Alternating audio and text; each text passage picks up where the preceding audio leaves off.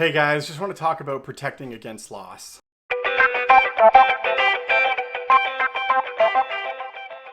So in this show, we've talked about a lot of different things. We talked about volatility, we've talked about risk. So let's talk about preventing against loss. So there are many ways to protect against loss.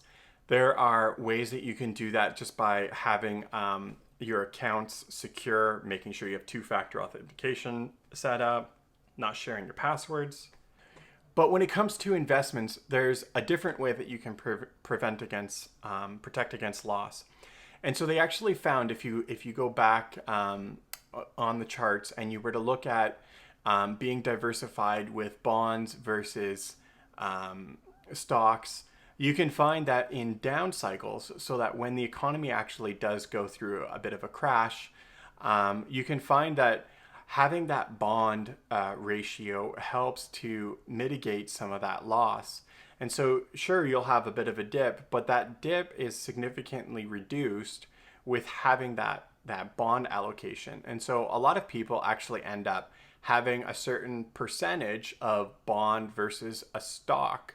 And so, that's one way to protect against loss. And so, whenever you're looking at your investments, it's healthy to consider these types of things, because a lot of times we think about in the winner mentality and we're always thinking, oh yeah, look at this return. Oh, look at how great this is.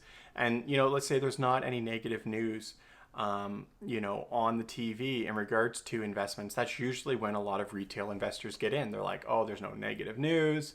The charts are going up and up. This is the percentage of returns over the course of time. But they don't realize that at different times in the economy, there are those downswings. And so protecting against loss is extremely important. So I just hope that you're able to have a healthy look at your investments and just see if there's different ways that you can protect loss. Again, this isn't financial advice. I'm just simply providing some information, very common sense right now.